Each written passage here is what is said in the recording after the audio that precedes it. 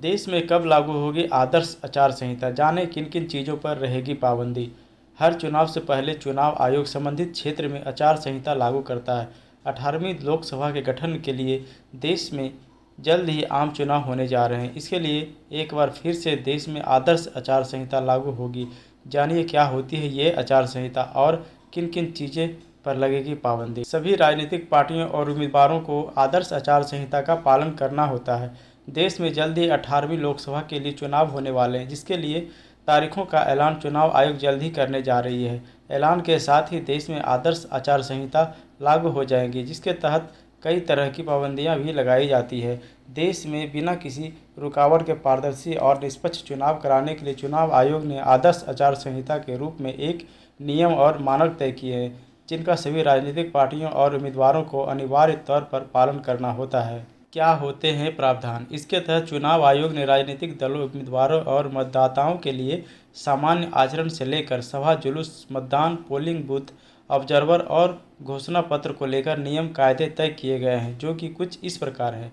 राजनीतिक दलों और नेताओं के लिए विभिन्न जातियों एवं समुदायों के बीच मतभेद या घृणा बढ़ाने की गतिविधि में शामिल न हो। नीतियों व कार्यों की आलोचना करें। किसी दल, नेता या कार्यकर्ता के निजी जीवन पर टिप्पणी न करें। किसी जाति या संप्रदाय की भावनाओं का उपयोग करते हुए वोट डालने की अपील न करें। मंदिर, मस्जिद या पूजा के किसी अन्य स्थान का उपयोग चुनाव प्रचार के लिए न करें। मतदाताओं को रिश्वत देना, उन्हें डराना धमकाना, मतदान केंद्र से 100 मीटर की दूरी के भीतर प्रचार प्रसार करना आपराधिक गतिविधि मानी जाती है।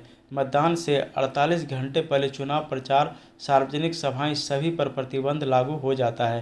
राजनीतिक दल या किसी उम्मीदवार के घर के सामने विरोध प्रदर्शन व धरना न किया जाए। नेता अपने समर्थकों को किसी व्यक्ति की अनुमति के बिना उसकी भूमि, भवन, परिसर की दीवारों पर आदि पर झंडा लगाने, बैनर लटकाने, सूचना चिपकाने और नारा लिखने की अनुमति नहीं दे सकते हैं।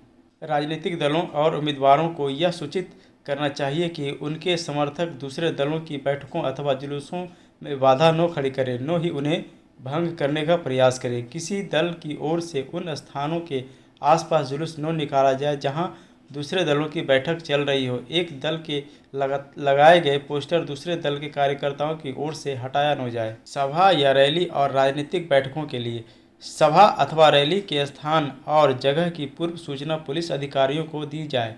राजनीतिक पार्टी व नेता पहले ही सुनिश्चित कर लें कि जिस जगह पर वह सभा करने वाले हैं वहां पहले से कोई पाबंदी तो लागू नहीं है। सभा में लाउडस्पीकर के उपयोग की इजाज़त भी पहले ही ले लें। सभा के आयोजन किसी अप्रत्याशित घटना से बचने के लिए पुलिस की सहायता ले सकते हैं। जुलूस के लिए क्या है नियम? जुलूस से पहले उसके शुरू होने का समय, रूट और समाप्त होने के समय वो स्थान की अग्रिम सूचना पुलिस को देनी होगी। जिस एरिया में जुलूस निकाल रहे हैं वहाँ को पाबंदी तो नहीं है, वह पहले ही पता कर लें। जुलूस का प्रबंधन ऐसे करें कि यातायात प्रभावित न हो। एक से ज़्यादा राजनीतिक दलों का एक ही दिन एक ही रास्ते पर जुलूस का प्रस्ताव हो तो समय को लेकर पहले ही बात कर लें। जुलूस सड़क के दाईं ओर से निकाला जाए। जुलूस के दौरान हथियार व अन्य नुकसान पहुंचाने वाली सामग्री लेकर न चलें। ड्यूटी पर तैनात पुलिस के निर्देश और सलाह का कड़ाई से अनुपालन किया जाए।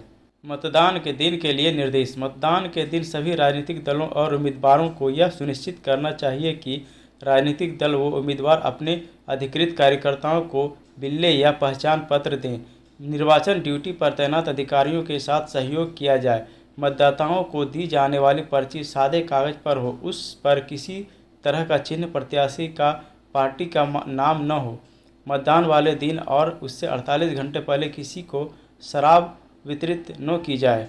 मतदान केंद्र के पास लगाए जाने वाले कैंपों में अनावश्यक भीड़ न इकट्ठी करें। कैंप सामान्य को उन पर पोस्टर, झंडा, प्रतीक या अन्य प्रचार सामग्री न प्रदर्शित हों। मतदान के दिन वाहन चलाने पर उसका परमिट ले लें। मतदान बूथ। मतदाताओं को छोड़कर ऐसा कोई व्यक्ति मतदान बूथ के भीतर प्रवेश नहीं करें जिसके पास निर्वाचन आयोग द्वारा कोई मान्य पास नहीं है।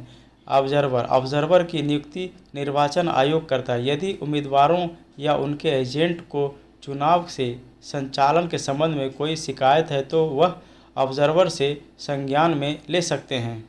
तो दोस्तों इन्फॉर्मेशन अच्छी लगी तो वीडियो को लाइक और चैनल को सब्सक्राइब करें। धन्यवाद।